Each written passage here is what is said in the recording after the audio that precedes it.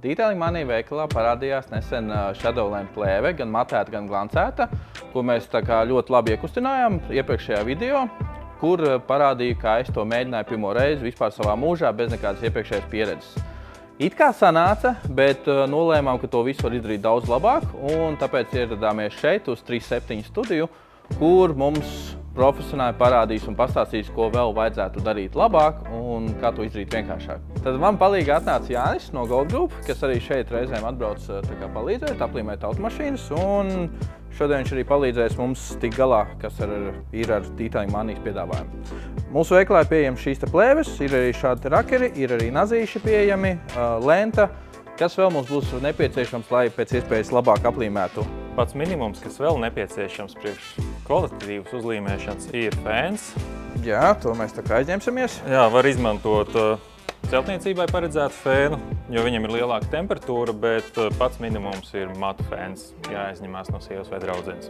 Fēns ir nepieciešams tāpēc, lai līmēšanas procesā plēvu padarītu mīkstāku un vieglāk staipāmu. Viņi ieņemtu formu, ko mēs vēlamies uz mašīnas. Un pats galvenais pēc uzlīmēšanas ir kārtīgi jānosilda visas malas, lai tā plēva kārtīgi pielīp. Un tad viņi kalpos ilgāk vienkārši? Tad viņi kalpos ilgāk un nebūs iespējams nomazgāt viņu ar. Tad pirmais solis, ko mēs darām, ir sagatavojam virsmu, vai ne?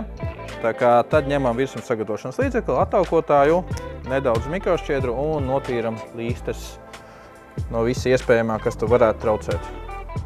Papildus ieteikums paņemt rakeli, ar ko mēs pēc tam līmēsim, ietīt viņu mikrošķiedras lupatiņā, vēlreiz samitrināt un rūpīgi pašas kantes starp līsti un mašīnas virsbūvi. Var redzēt, kādi ir netīrumi, un starp gumiju un līsti. Vēl svarīgi ir atcerēties notīrīt arī līstēm galus. Un gadījumā šim modelim gan tas nav, bet dažiem priekšā ir gumijas pie līstes. Ja ir iespējams, viņas pāķiet nost, lai vieglāk būtu uzlīmēt plēvu. Pēc tam arī atceramies pēc atlīmēšanas viņas atlikt atpakaļ. Tad potenciālās problēmas, kas šeit var būt, arī pie pareizas sagatavošanas, nevienmēr pie visiem kromiem pielips plēve. Un ja iepriekš ir šīs līstes apstrādātas ar keramiku vai kaut kādu noturīgu vasku, tad arī būs problēmas viņam līmēji pielipt, un tas ir pirms tam jānotīra kārtīgi nost ar vieglu pulēšanu vai arī citās metodēs. Pilnīgi pareizi. Lai līmējot Shadowline nepieliptu plēvi pie pašas lakas, var izmantot lentu un aizlīmēt vienkārši cieto daļu. Un to cenšamies pielīmēt pēc iespējas tuvāk. Tad nākamais solis ir paņemam lentu, piemēram, kaut kādu 5 cm rezervi gan priekšā, gan aizmugurē, un tur arī nogriežam. Līmēšana? Jā, līmēšanu sākam. Tātad detaļai ir 2 gali. Sākam ar vienu un pieliekam plēvi tieši pie detaļas gala. Pie plakanās virsmas, jā. Un stiepjam pāri uz otru. Vairāk var nestiept. Es iesaku paņemt fēnu un te nedaudz uzsildīt.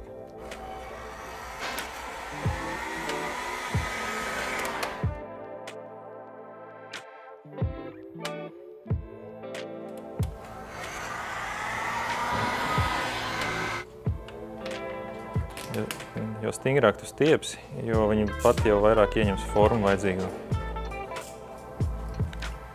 Un te tur ir tikai pašu kanti.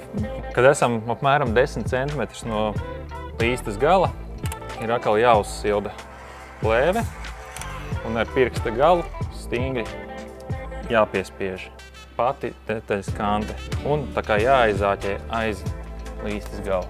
Tagad atgriežamies pie gala, ar kuru iesākām. Mums te ir krunka, mēs redzam. Viņu paceļam nedaudz nost, pavisam nedaudz uzsildam. Ar sildīšanu pārcensties nevajag, vajag tikai, lai plēve ir mīksta un elastīga. Un velkam prom no detaļas gala šādā virzienā. Un pielīmējam. Skatāmies, ka krunkas vairs nav. Identiski izdaram ar augšpusi.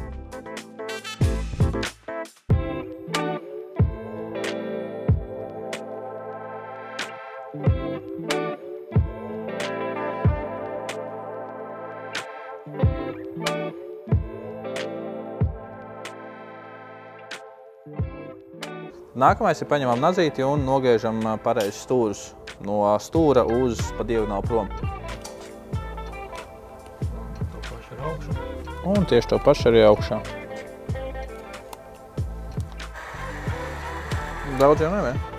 Tikai lai mīkst. Un tad šitā. Jā. Un šitā. Un to griezumu taisam no stūra prom pa diagonāli, lai vienkārši atslogotos plēve un nebūtu tas stiepiens tā kā nost no detaļas. Un tā sanāk. Jā, un plēvei būtu mazāk vēlme atrauties.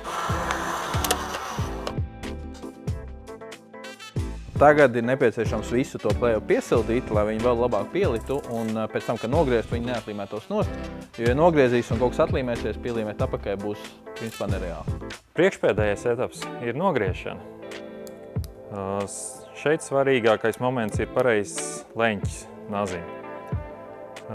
Gribētos griezt tā kā mums ir ērti no augšas uz leju, bet ir risks, ka iegriezīsim krāsā. Otkārt šeit var spīdēt chroms, jo mēs nogriežam kā šķēli. Tas ir tas, ko es izdarīju. Es neiegriezu virsbūvē, bet nogriežu bišķiņ pa daudz. Tādēļ pie iespējas nazis jātur maksimāli no apakšas uz augšu vai maksimāli taisni pret aplīmēto līsti.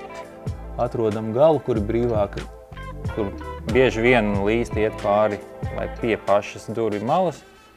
Atrodam, kur ir plaša mala un tā kā ieduram un aizāķējam asmeni. Atceramies asmeni turēt maksimums 1 līdz 2 klikšķus ārpus paša naža, jo mazāk būs izbīdīts, jo mazāk iespēja kaut kur iegriezt tur, kur mums negribās.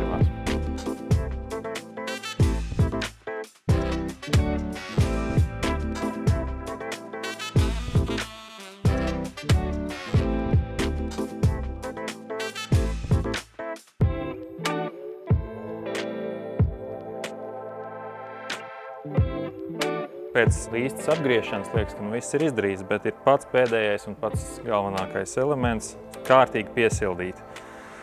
Jāsilda, principā, diezgan ilgi, ar lielāku ātrumu. Temperatūras es tagad nepateikšu, bet uz sajūtām tā, ka gandrīz nevar noturēt pirkstu pie uzsildītas detaļas. Tādā veidā šai plēvei mēs aizsildam ciet mikrokanālus, kas mums ļāva izvadīt gaisu, lai mums nebūtu burbuļi. Ja šito etapu izlaiž, tad plēve līdz galam nepielīp. Turklāt var tikt ūdens, gan lietus veidā, gan arī mazgājot ar spiedienu, var diezgan elementāri to mūsu svaigi uzlīmēto plēvi nosklot nost. Sildīšana pašās beigās ir svarīga arī tāpēc, lai piedotu šai plēvei maksimālo spīdumu un novērstu mazās švīciņas, kas ir radušās līmēšanas rezultātā. Par cik te ir nedaudz cita konstrukcija un šis te leņķis iet uz atpakaļu, tad Jānis saka, ka vieglāk ir uzlīmēt atsevišķu gabaliņu tieši tam stūrim un tad pēc tam līmēt pārējo plēvi līsti. Jā, jo labāk ir viena skaista šuve nekā nesmuka atlīmējusies plēve no viena gabala.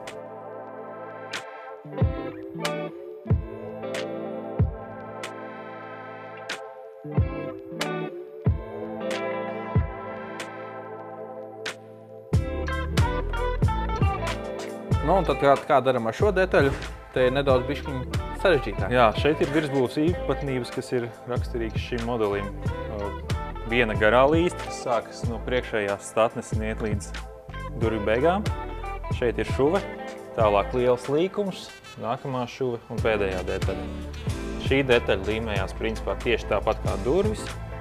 To mēs jau izrunājām, parādījām. Galā ir diezgan dziļa šuve, kuru vajag arī uztaisīt kā griezumu. Savādāk, ja pārlīmēsim kā turpinājumu, te krāsies dubļi, ūdeņi un tā plēva pārplīsīs kaut kādā brīdī, īpaši ziemā, kad ir trausli. Tāpēc ir svarīgi šo nolīmēt atsevišķi un tad turpināt uz priekšu. Jā, bet šo te arī mēs šajā gadījumā ar šo plēvu vieglāk ir sadalīt divās daļās un uztaisīt kaut kur pārēju, nekā mēģināt izlocīt vienā, vai ne? Jo viens moments, tā līsta ir ļoti plata, principā plēves ruļa platumā, Otrkārt šādu līkumu, nu, tur ir jābūt, nezinu, kādam burvimāksliniekam, lai varētu izstiept tā, lai viņi arī ne tikai turās uz vienu bildi, bet lai turās arī ilgāk par vienu dienu. Bet profesionālais risinājums būtu paņemt vienkārši milzīgu plēves gabalu, kas nosedz visu logu, un tad arī no tā izveidot vienu gabalu, vai ne? Tieši tā arī mēs darām, bet šajā gadījumā jāiztiek ar to, kas ir, tāpēc ir šis produkts, un tad mēs arī risinām šo situāciju. To mēs arī parādīsim tūlīt. Lielāko daļu līmējam tur, kur ir tajā slīpumā, kādā ir plēve, lai tievākā daļa ir jāstiepj.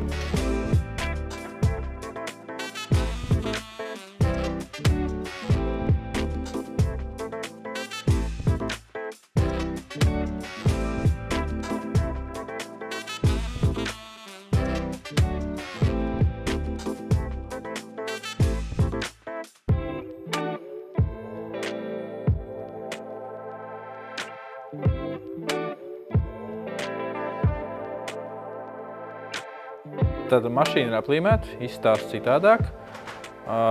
Paldies Jānim no Gold Group un arī 37 Studio par telpām un palīdzību. Un, ja tas izstāsta ļoti vienkārši, tad to, protams, var izdarīt pats. Protams, vajag paņemt pareizos instrumentus un izvēlēties pareizos apstākļus, kur to darīt. Ja nē, tad šāds pakalpojums šeit maksā no 130 € par aplīmēšanu šādam te Shadowline līdzīga modeļa mašīnām, universāļiem. Tā kā, nu, atkarīgs no tā, kas ir dārgāks, vai laiks, vai tomēr paši līdzekļi. Nu, un entuziastiem vienmēr ir interesanti pamēģināt pašam. Jā. Rullī plēves ir pietiekami daudz, lai varētu izmēģināt visas savus skillus. Ja tiešām nesanāk, tad jā, tad vienmēr laipni aicināt. Tad tiem, kas vēlas, tie noteikti iesaku to pamēģināt pašiem izdarīt. Tas sākuma komplekts nav tik dārgs, bet, ja liekas, ka tas tomēr nedaudz pagrūti, tad jā, dodieties pie profesionāļiem, profesionāļi noteikti palīdzēs. Tieši tā, bet vērts pamēģināt pašiem. Protams. Tā kā tiekamies nākamajās video un veikalā Unijas ielā 11.